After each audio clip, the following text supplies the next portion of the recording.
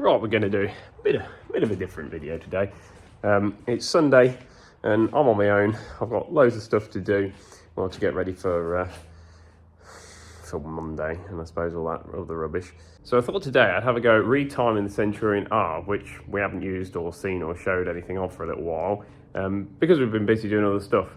But it had this issue where it would start fine if you bump started it, but no matter what you did, it would not start on the start motor, which was weird because it's cranking over fine. We got good spark and we got good fuel. And we'd obviously got good compression because when it was running, it ran fine and had plenty of power. But a friend of mine in Australia has told me that if one of the magnetos is a little bit out of time to the other, it could make it a real pain in the ass to start. So I'm going to retime it from scratch and we'll do that now. So let's get some tools. Right, well here she is, the Centurion ARV recovery tank. I've made a little road in because I need to get under the bottom of the engine where the clutch is to get at the inspection hole on the engine where I can see the timing marks on the bottom of the crank. Alright, now we are under the beast. So, there's the clutch, there's the clutch fork, it's a bit hard to see, and this is the timing cover for the main engine, and as you can see, got a piece of lock wire over it, so no one's been in there, I dare say, since the army, so it's a bit hard to film with one hand, but I'm going to get the Leatherman out, break off that, break off the old lock wire, and then we'll get a bit of a thump with the hammer.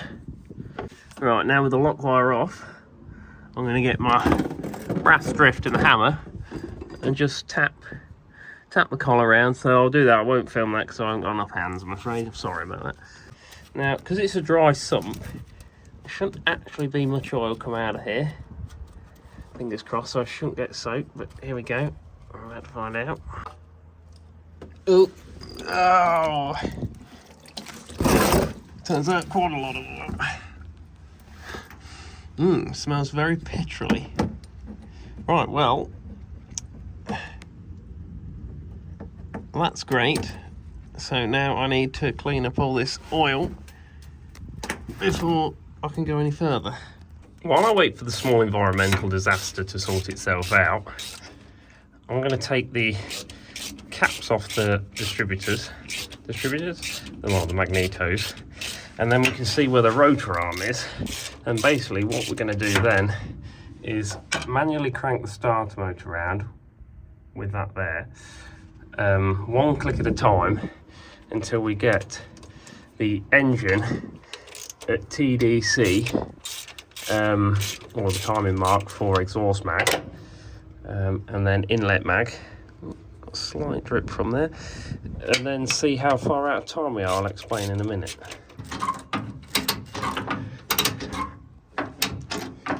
It's a very slow process. But basically, as I turn that, one click at a time, distributor arm moves at the same speed, 1 degree of the timing each click. So I'll come back in a second when that's made it to there, and then we'll see how out we are underneath. Okay. Hard to see because it won't focus, but there's the top of the rotor arm. Now dead in line with the mark on the top of the in-mag. So we're going to go underneath and see if the lines mark up. Okay, so we're underneath. We're not quite bang in line. We've gone a bit past it. But as you can see, we've set the magneto to in-mag on the mark. And it's actually on the crank closer to exhaust mag. So we've got the in mag firing when the exhaust mag should be firing, which is totally wrong. So basically, when I turn that then on the in mag, we should be on the line next to it where it says A1 in TDC mag. So the line to the right is where we should be.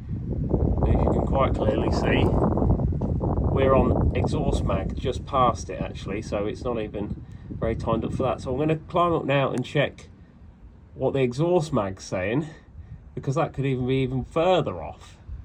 So let's go and have a look. But we obviously have issues. Okay, so climbing down into the engine bay. This is the exhaust mag EX, and as you can see, that also isn't anywhere near the line. It's a few degrees out. Now that, in timing, makes a massive difference, which is amazing because it did run quite well, and when it started it ran okay, but it is wildly out, which is hopefully, as my Australian friend said, the reason why she's so far out and doesn't want to start on the starter. So I'm going to retime it now. I'm going to get someone to crank the starter while I look at the timing wheel underneath and get it bang on A1 in mag, and then I'll take that magneto off and reset it until it's lined up with that perfectly. And the only way to do it is you have to unbolt the mag, hold the rotor arm in line with that, and then actually mesh it into the engine, and then we'll actually have the timing right. And then I'll turn the engine all the way around again and get up to exhaust mag, because you can't go backwards on the manual crank on the start motor. It's bloody annoying, so you have to go all the way around again. And then we'll see where we're lined up with this one, which is obviously off, and we'll pull this one off and retime this as well, but I'll show you that as we go. So hopefully we've found the problem. What are you doing up there, Ted? Helping, obviously. Good boy. One more click. One more click. One more click. Whoa. Bang on. Okay, don't touch it. I'm not touching it. Now I'm going to set the in mag. Right, I've took the in mag off and put it back on with the pointer facing at the mark. Oh, for God's sake, zoom on this shit camera. So that mag is now set. So now I need to go around and do the exhaust mag. Okay, start cranking it. You got a long way to go. You got to go all the way around now, so as fast as you can. This could take a while. One more click. One more? One half a click. Whoa. Okay, so now we're bang on the mark for exhaust mag. I'll go and see what that's like. Okay, so as you can see, she's out of time on exhaust mag. So I'm going to take this one off, do the same as I did to the other, reset it to that mark at the top, and hopefully that's mended it. Right, there we go. The exhaust mag is now, hard to make out with the camera, but it is actually lined up bang on there. So I'm going to bang the cap on. I should try it. Before I crank it over, I better put this back in, else it's going to lose all its oil.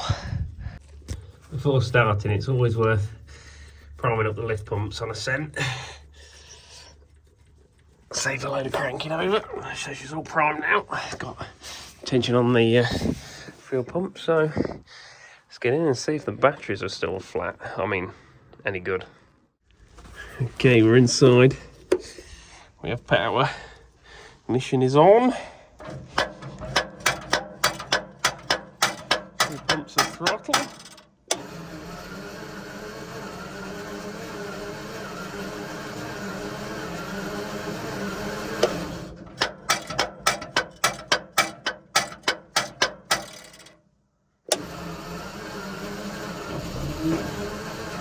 I think that was a kick then.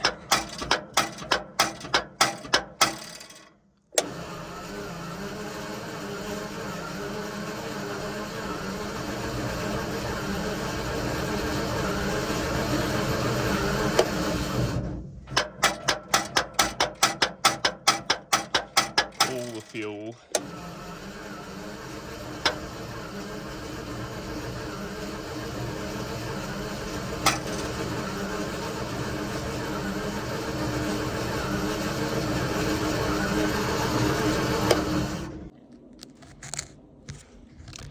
So that thing over there is the coolant switch, and the coolant's below it, so that'll be telling the magnetos not to start. I need to top it up with some water.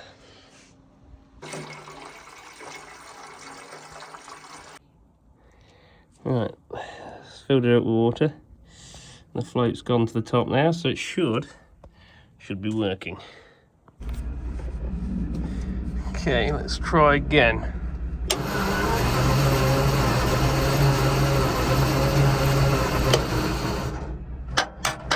Certainly cranking over like hell.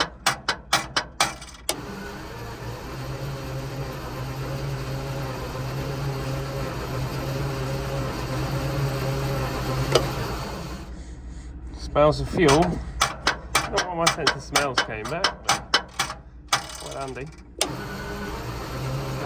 Oh, 2 kicks.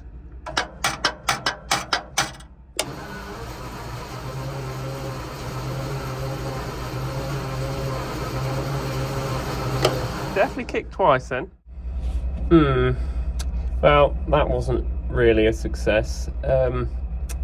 So I think now it's time to probably check the valve clearances, because I'm pretty sure we got fuel, because I can smell it. We had the odd kick, we got a good spark, we're in time, but it does wang over quite quickly. So I'm just wondering if the valves aren't quite closing. That could be the issue. Why it starts with a pull start, I don't know. Yeah, so I think I'll have another go with this ARV probably next weekend, or whenever I get a minute on my own again. I'm going to take the rocker covers off, and I'm actually going to check the valve clearances, because I'm just wondering whether it isn't actually getting compression, if some of the valves aren't closing fully, or they're being pressed when they shouldn't be pressed. So if I take them off, I can have a good idea what's going on inside the rockers and the valve clearances, and maybe that will point us or shed some light on our fault. Because really, if we've got fuel, we've got spark in the right time, if we've got compression, it should go. And it does run fine. Well, it starts with a bump start, but it will not start on the starter. And these engines are bloody good starters as a rule. So there's got to be something out of tolerance somewhere. Although it looks a bit scabby, this engine, it does run real nice when it's going. And I refuse to give up on it. So I'm just wondering whether it could be the valve clearances. I'm pretty happy with the magnetos and all the spark everywhere. So really, it's the next thing to check. Yeah, we'll be checking that in another video, sadly, because I'm hungry now, and it's 5 o'clock, and I've had enough crawling over tanks for one day.